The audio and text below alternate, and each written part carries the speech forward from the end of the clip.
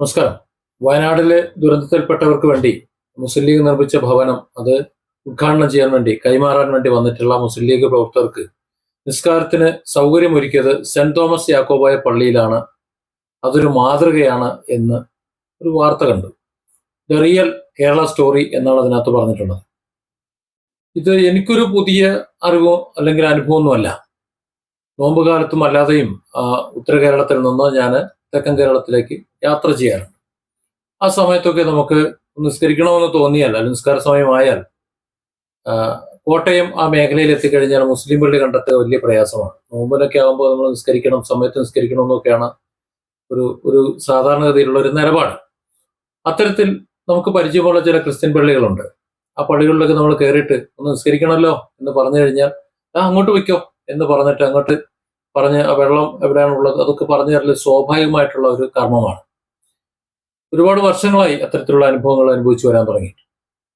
ഇവിടെ വയനാട്ടിലും അത്തരത്തിൽ സെന്റ് തോമസ് യാക്കോബായ പള്ളി അധികാരികൾ അതിനുള്ള സൗകര്യം മുസ്ലിം സഹോദരങ്ങൾക്ക് ഉണ്ടാക്കി കൊടുത്തു എന്ന് പറഞ്ഞാൽ വളരെ സന്തോഷം. പക്ഷെ എനിക്ക് തിരിച്ചൊന്ന് ചോദിക്കാനുള്ളത്, മറ്റു മതസ്ഥർക്ക്, അതായത് സമാന ആരാധന നടത്തുന്നവരുടെ കാര്യമാണ് ഞാൻ പറഞ്ഞത്. മുസ്ലിങ്ങളെ സംബന്ധിച്ചിടത്തോളം അവർ ഏതെങ്കിലും ഒരു വസ്തുവിനെ വെച്ച് ആരാധിക്കുന്നില്ല. സാങ്കല്പികമായിട്ട് അവരുടെ ദൈവസങ്കല്പം ഇന്നതാണ് എന്ന് സങ്കല്പിച്ചുകൊണ്ട് എവിടെ നിന്നും പ്രാർത്ഥിക്കാൻ കഴിയുന്നു.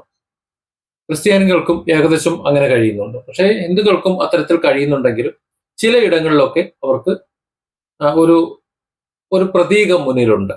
ആ പ്രതീകത്തെ നോക്കി ആ പ്രതീകത്തെയാണ് ആരാധിക്കുന്നത് എന്ന് മറ്റുള്ളവർ ആക്ഷേപിക്കും. പക്ഷെ യഥാർത്ഥത്തിൽ ആ ഒരു പ്രതീകത്തെ അല്ല, ആ പ്രതീകത്തിലൂടെ അവർ ദൈവത്തെയാണ് ആരാധിക്കുന്നത്. ഉദാഹരണത്തിന് കടക്കൽ ദേവി ക്ഷേത്രം. കടക്കൽ ദേവി ക്ഷേത്രത്തിൽ ഞാനും ഗാനമേളയൊക്കെ നടത്തിയിട്ടുണ്ട്, ഗിറ്റാറൊക്കെ വായിച്ചിട്ടുണ്ട്. ഞങ്ങളെ പാട്ടുകൾ, കുറച്ച് പാട്ടുകളൊക്കെ ആ ക്ഷേത്രത്തെ കുറിച്ച് എഴുതിയിട്ടുണ്ട്, ഇപ്പോഴും പാടുന്നുണ്ട്. പല വീടുകളിലും ഞാനത് പങ്കുവച്ചിട്ടുമുണ്ട്. ആ ക്ഷേത്രത്തിൽ ഒരു പ്രതിഷ്ഠയൊന്നുമില്ല, പ്രതിഷ്ഠയില്ലാത്ത എന്നാൽ ഒരു വലിയൊരു ഒരു അമ്പലമാണ്. അവിടുത്തെ ദേവിക്ക് പ്രതിഷ്ഠയില്ല. അപ്പോൾ അത്തരത്തിൽ വിശ്വാസം പ്രതിഷ്ഠ ഇല്ലാതെ തന്നെ ദേവസങ്കല്പങ്ങളെ ആരാധിക്കുന്ന സ്ഥലങ്ങളുണ്ട്. ഇപ്പം അമ്പലമില്ലാതെ ആൽത്തറയിൽ വാഴുന്ന ഓംകാരമൂർത്തിയെ കുറിച്ചും നമ്മൾ പറയുന്നുണ്ട്. അവിടെ അമ്പലമില്ല, ആൽത്തറ മാത്രമേ ഉള്ളൂ എന്ന് പറയുന്നത് പോലെ ഓരോ വിശ്വാസത്തിനും ഓരോ സങ്കല്പമാണ്. ആ സങ്കല്പം വെച്ചിട്ട് അവർ വിശ്വസിക്കുന്നു, ആരാധിക്കുന്നു. അങ്ങനെ വരുമ്പോൾ ഞാൻ നേരത്തെ പറഞ്ഞതുപോലെ എന്തെങ്കിലും ഒരു ഒബ്ജക്റ്റിനെ പ്രതീകമാക്കി വെച്ചുകൊണ്ട് ആരാധിക്കാത്ത ഹൈന്ദവ വിശ്വാസികൾ, അവരെ ഈ പറഞ്ഞ മുസ്ലിം പള്ളിയിലോ ക്രിസ്ത്യൻ പള്ളിയിലോ കയറ്റി അവർക്ക് ആരാധിക്കാനുള്ള സൗകര്യം ചെയ്തു കൊടുക്കും. അതും കൂടെ വരുമ്പോഴാണല്ലോ ഒരു ഇത് വരുന്നത്. അമ്പലത്തിലെ ഒരു നോമ്പുതുറയെ കുറിച്ച് ഇന്ന് ഒരു വാർത്ത കണ്ടു. അതായത് അവിടെ സമൂഹ സദ്യ ഉണ്ടായിരുന്നു. ആ സദ്യ പക്ഷെ നോമ്പിനാണ് വന്നത്. നോമ്പിന് വന്നപ്പോൾ സ്വാഭാവികമായിട്ടും മുസ്ലിം സഹോദരങ്ങൾ അവർ നോമ്പിലാണ്, അതിൽ പോയി പങ്കെടുക്കാൻ അവർക്ക് കഴിയില്ല.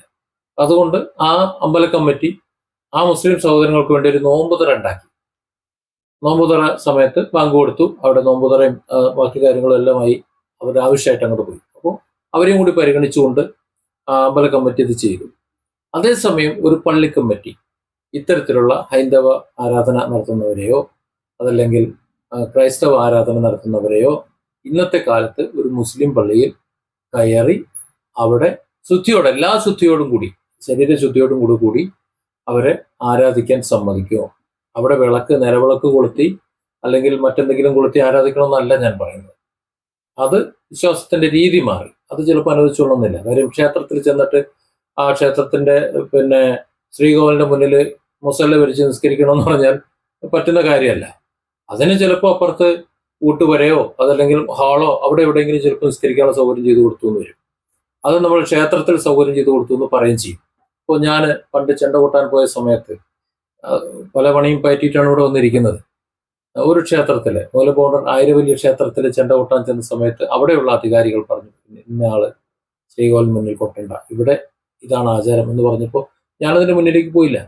അതുപോലെ ഗുരുവായൂരില് ആ ക്ഷേത്രത്തിന്റെ ഉള്ളിലേക്ക് കടക്കണമെന്ന് പറഞ്ഞാൽ നടക്കും? നടക്കില്ല. അപ്പൊ അത്തരത്തിലുള്ള ആചാരങ്ങൾ നടക്കുന്ന ഭാഗമല്ല. ഒരു മുസ്ലിം ആയാലും ക്രിസ്ത്യാനി ആയാലും ശ്രീകോവിലിന്റെ മുന്നിൽ ചേരണം, ശ്രീകോവിലിന്റെ മുന്നിൽ നിന്ന് ആരാധിക്കണമെന്ന് വാശി പിടിക്കണം. എന്നാൽ അതിനങ്ങേപ്പുറത്ത് മറ്റ് ചില ഭാഗങ്ങളിൽ ആരാധിക്കാനുള്ള സൗകര്യം ചെയ്തു കൊടുക്കുന്നു. ഒരു മുസ്ലിം പള്ളിയുടെ ഉള്ളിൽ ഇപ്പോൾ കിഴക്കോട്ട് തിരിഞ്ഞു നിന്നിട്ട് പ്രാർത്ഥിക്കാൻ ക്രിസ്ത്യാനികൾക്ക് എളുപ്പമാണ്. അവിടെ കർത്താവിന്റെ വിഗ്രഹത്തിന്റെ ആവശ്യമൊന്നുമില്ല. ബൈബിളിൽ വിഗ്രഹം സ്ഥാപിക്കണമെന്ന് പറയാത്തത് കൊണ്ട് ഇസ്ലാമിക ആചാരത്തിന് യാതൊരു വിരുദ്ധവുമല്ല. അതിന്റെ ഉള്ളിൽ നിന്നുകൊണ്ട് അവർക്ക് കിഴക്കോട്ട് നോക്കി പ്രാർത്ഥിക്കാം. നബിയുടെ കാലത്തും അത്തരത്തിലുള്ള പ്രാർത്ഥനകൾ പള്ളിയിൽ നടന്നിട്ടുണ്ട് എന്ന് പറയുന്നുണ്ട്. എന്നാൽ ഒരു ഹൈന്ദവ വിശ്വാസി കിഴക്കോട്ട് നോക്കിയിട്ട് പള്ളിയുടെ ഉള്ളിൽ നിന്നുകൊണ്ട് ഭഗവാനെ വിളിച്ച് പ്രാർത്ഥിക്കാൻ സമ്മതിക്കുമെന്നാണ് ഞാൻ ചോദിക്കുന്നത്. അതും കൂടി ആവുമ്പോഴാണ്, എന്ന് വെച്ചാൽ അത് ചെയ്യണമെന്നല്ല ഞാൻ പറയുന്നത്. ഇനി അതിന്റെ പേരിൽ ഇനി ഒച്ചമിടി നായിട്ടുണ്ടാക്കാൻ നിൽക്കണ്ട. മറ്റൊരു അർത്ഥത്തിൽ പറയുകയാണെങ്കിൽ കഴിഞ്ഞ ദിവസം ഒരു ഷോർട്ട് മൂവി ഞാൻ കണ്ടു. അതിലൊരു ഒരാൾ പറയുന്നുണ്ട് ജയ് ശ്രീറാം വിളിക്കാൻ നിർബന്ധിക്കുന്നത്. അയാൾ വിളിക്കുന്നുണ്ട് ജയ് ശ്രീറാം, വന്ദേ മാതരം. വിളിക്കാനൊന്നും ഒരു പ്രയാസമില്ല. നമ്മളൊക്കെ വന്ദേ മാതരം ചെറുപ്പം മുതൽ കേട്ട് വളർന്നതാണ്. ആകാശവാണി എന്നാ കേട്ട് തുടങ്ങിയത്. ഇന്നും ഉണ്ടാ വന്ദേ മാതരം. വന്ദേ മാതരം, അതുപോലെ ജയ് ശ്രീറാം, ഭാരത് മാതാ കി ജയ് വിളിക്കാനൊന്നും ഒരു പ്രയാസമില്ല. ഒരു തിരിച്ചൊരു ചോദ്യമുണ്ട്, അല്ലാഹു അക്ബർ വിളിക്കാൻ പ്രയാസമാണ്. അതായത് ഈ വിശ്വാസി എന്ന് പറയുന്നെങ്കിലും ആ വിശ്വാസത്തിന്റെ ഉള്ളിൽ എവിടെയോ ചില ബ്ലോക്കുകൾ കിടക്കുന്നുണ്ട്. ആ ബ്ലോക്കുകൾ പൂർണ്ണമായി അഴിയണം. സമൂഹത്തെ കാണിക്കാൻ വേണ്ടിയിട്ടാകരുത് ഇത്തരത്തിലുള്ള കൂത്തുകൾ കാണിക്കുന്നത്. മതസൗഹാർദ്ദം എന്ന് പറഞ്ഞുകൊണ്ട് കാണിക്കുന്ന പേക്കൂത്തുകൾ അല്ലെങ്കിൽ അത്തരത്തിൽ കാണിക്കുന്ന നാടകങ്ങൾ അത് വെറും ഒരു ഷോ ആകരുത്. അത് ഹൃദയത്തിന്റെ ഉള്ളിൽ നിന്നാകണം. ഇപ്പോ സെന്റ് തോമസ് യാക്കോബായ പള്ളിയിൽ അവർക്ക് നിസ്കരിക്കാനുള്ള അവസരം കൊടുത്തിട്ടുണ്ടെങ്കിൽ അവരെന്തായാലും ആൾത്താരിന്റെ ഭാഗത്തേക്ക് നോക്കിയായിരിക്കില്ല നിസ്കരിക്കുന്നുള്ള കാര്യത്തിൽ ഉറപ്പാണ്. കാരണം രണ്ട് ദിശയാണ്. മറുഭാഗത്ത് ചിലപ്പോൾ പള്ളിയിലായിക്കൊള്ളണമെന്നില്ല, അതിന് അങ്ങേപ്പുറത്ത് മറ്റേ ഹാളുകളുണ്ടാവും, അവിടെ നിസ്കരിച്ചിട്ടുണ്ടാകാം. അതുപോലെ ക്ഷേത്രത്തിന്റെ കോമ്പൗണ്ടിൽ പല ഭാഗത്തും നമുക്കറിയാം. അപ്പോൾ ആചാരങ്ങളും വിശ്വാസങ്ങളും ദൈവത്തിലേക്കാണ് എന്നത് മനസ്സിലാക്കിക്കൊണ്ട്, ആ ദൈവം എല്ലാവർക്കും ഒന്ന് തന്നെയാണ് എന്ന് മനസ്സിലാക്കിക്കൊണ്ട്, ആരാധന സമ്പ്രദായങ്ങളും രീതികളും അവരുടെ നിലപാടുകൾ മാത്രമേ മാറുന്നുള്ളൂ എന്നും, അല്ലെങ്കിൽ ഓരോ മതങ്ങൾക്കും ദൈവം തന്നെ കൽപ്പിച്ചു കൊടുത്തിട്ടുള്ള രീതിയുണ്ട്. നിങ്ങൾ ഇങ്ങനെ ആരാധിച്ചോ. ഹൈന്ദവ വിശ്വാസികൾ ദൈവം നമുക്ക് തരുന്ന വിവിധ അനുഗ്രഹങ്ങളെ ഓരോ മൂർത്തിഭാവമായിട്ട് കണ്ടുകൊണ്ടാണ് ആരാധിക്കുന്നത്. അത് ഐശ്വര്യമായാലും അതേപോലെ മറ്റെന്തായാലും ഇപ്പൊ വിഘ്ന നിവാരകനായിട്ട് ഗണപതിയെ കാണുന്നത് പോലെ, പിന്നെ ലക്ഷ്മി ദേവിയുടെ കടാക്ഷത്തെക്കുറിച്ച് സംസാരിക്കുന്ന പോലെ, അങ്ങനെ ഓരോന്നിനെയും ഓരോന്നായിട്ടാണ് കാണുന്നത്. പക്ഷെ മുസ്ലിങ്ങൾ അങ്ങനെയല്ല. മുസ്ലിങ്ങൾ ഇതെല്ലാം കൂടി ഒന്നായിട്ടാണ്. അപ്പോൾ ആ ഒരു ഇതിൽ നിന്നുകൊണ്ട്, തിരിച്ചറിവിൽ നിന്നുകൊണ്ട് എല്ലാവർക്കും ഒരുമിച്ച് നിൽക്കാൻ കഴിയുന്നുണ്ടെങ്കിൽ, ഇങ്ങനെ ഇത് മാതൃകയാക്കാൻ കഴിയുന്നുണ്ടെങ്കിൽ എത്ര മനോഹരമാണെന്ന് പലപ്പോഴും ചിന്തിച്ച് നോക്കിയിട്ടുണ്ട്. ജയ്ശ്രീറാം എന്ന് വിളിക്കുന്നതിനും അതുപോലെ അല്ലാഹു അക്ബർ എന്ന് വിളിക്കുന്നതിനും അപ്പുറത്തെ യഹോവ വലിയവനാണെന്ന് പറയുന്നതിനും കർത്താവിന് സ്തുതി എന്ന് പറയുന്നതിനും ഒന്നും ആർക്കും ഒരു പ്രയാസം ഉണ്ടാവില്ല. അവനവന്റെ വിശ്വാസത്തിൽ അവനവന്റെ രീതിയിൽ വിശ്വാസ സംഹിത അനുസരിച്ച് ജീവിക്കുമ്പോഴും മറ്റുള്ളവരെ ബഹുമാനിക്കാൻ കഴിയും. ഇതൊക്കെ പ്രഹസനമാകാതിരിക്കട്ടെ എന്നാണ് ആഗ്രഹിക്കുന്നത്. വയനാട്ടിൽ നടന്നത്, അല്ലെങ്കിൽ ഇനി നടക്കാൻ പോകുന്നതൊക്കെ അത് ഹൃദയത്തിലും കൂടി ഉൾക്കൊണ്ടിരിക്കട്ടെ. നമുക്ക് മാത്രം കാര്യങ്ങൾ നടക്കണം, മറ്റുള്ളവർക്ക് കാര്യങ്ങൾ നടത്തില്ല എന്നുള്ള നിലപാട് കൂടി അതിനകത്ത് ഉണ്ടാകാതിരിക്കട്ടെ. Different angles.